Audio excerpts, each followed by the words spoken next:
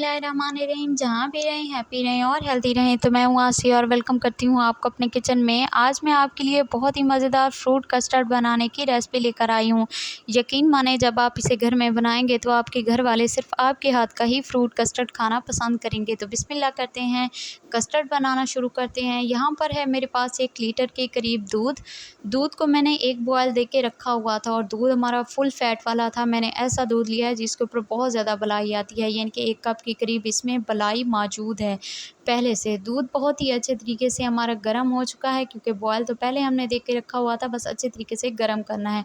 यहाँ पर 4 से 5 छोटी इलायचियाँ हैं जिसके मैंने मुँह खोल के डाल दिए हैं और छिलके भी साथ ही डाले हैं। बहुत ही खुशबूदार जो है कस्टर्ड इससे तैयार होगा। 1 कप के करीब चीनी डाल दूँगी, ज़्यादा चीनी मैं इसमें नहीं डालूँगी, लेकिन आप जितना मीठा पसंद करते हो अपने हिसाब से डालिएगा। और वैसे भी फ्रूट कस्टर्ड में कम चीनी ही डलती है। तो बस यहाँ पर बहुत ही अच्छे तरीके से जो है हमारे दूध में बॉयल आ चुका है। उसके बाद मेरे पास है दूध 1 कप के करीब। मैंने नॉर्मल दूध लिया है, ना ठंडा लिया है और ना ही बहुत ज़्यादा गर्म। इसमें क्या करेंगे कि हम डाल देंगे 2 टेबलस्पून वनीला कस्टर्ड है मेरे पास, ये हम डाल देंगे। इसमें ज़्यादा कस्टर्ड नहीं जाएगा, सिर्फ 2 टेबलस्पून ही जाएगा। इसे अच्छे तरीके से मिक्स करेंगे। देखें हमारा कस्टर्ड अच्छे तरीके से मिक्स हो चुका है, इसे हम दूध में डाल देंगे। और अब क्या करेंगे कि फ्लेम को पहले तो मैंने हाई रखा हुआ था, अब मीडियम टू लो फ्लेम पे पकाऊंगी। देखिए कितनी सारी इसमें बलाई है, वाइट वाइट आपको नज़र आ रही है। तो थोड़ी सी ये भी ख़त्म करनी है और कस्टर्ड भी हल्का सा हमने 5 से 7 मिनट के लिए पकाना है। ज़्यादा देर हमने कस्टर्ड को नहीं पकाना।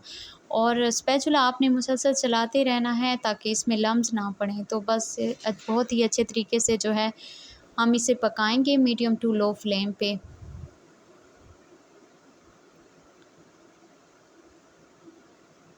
2 से 3 मिनट हो चुके हैं हमारे कस्टर्ड को पकते हुए। मज़ीद 1 से 2 मिनट पकाएंगे। देखें बहुत ही अच्छे तरीके से कस्टर्ड हमारा तैयार हो रहा है। तो यहाँ पर हमारा कस्टर्ड तैयार हो चुका है। हम फ्लेम को कर देंगे ऑफ, इसे ठंडा करेंगे। आधा घंटा हो चुका है हमारे कस्टर्ड को, यानी कि मैंने इसे फ्रिज में नहीं रखा था, नॉर्मली ठंडा होने के लिए रखा है बाहर। तो इसे हम छान लेंगे। देखें कितनी सारी बलाई अभी भी इसमें आ गई है और जो इलायचियों के छिलके वगैरह थे वो भी हमने निकाल लिए हैं। बहुत ही अच्छे तरीके से आपने इसे छान लेना है, इसमें बलाई नहीं जाएगी। अगर आप कस्टर्ड में बलाई नहीं डालना चाहते तो जो बाज़ार में क्रीम मिलती है वो भी इसमें डाल सकते हैं, इससे भी बहुत ही मज़ेदार फ्लेवर आएगा। देखें कितने अच्छे तरीके से हमारा कस्टर्ड जो है ये तैयार हो चुका है। इतना ही गाढ़ा मैंने इसे रखा है। और अब यहाँ पर मेरे पास हैं बनाना और एप्पल, जिसे मैंने बारीक बारीक सा काट लिया है, ये मैं इसमें डाल दूँगी। और जब भी आप ने सर्व करना हो कस्टर्ड, तभी आपने बनाना और एप्पल को काटना है। पहले आपने इनको काट के नहीं रखना, वरना ये ब्लैक हो जाते हैं।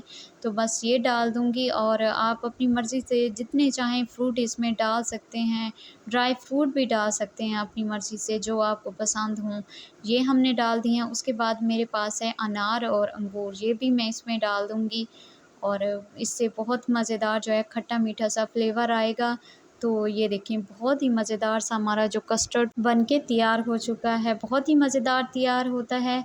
तो ये हमारी सारी चीज़ें अच्छे तरीके से मिक्स हो चुकी हैं।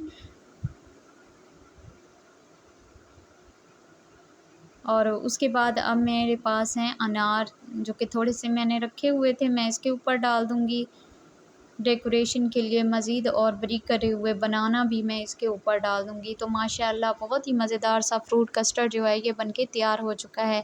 तो कैसी लगी मेरी आज की रेसिपी, मुझे अपने फ़ीडबैक से ज़रूर बताइएगा कि मेरा आज का ये फ्रूट कस्टर्ड आप सबको कैसा लगा। तो इसी दौरान अगर चैनल पे नए हैं तो चैनल को सब्सक्राइब कर दें।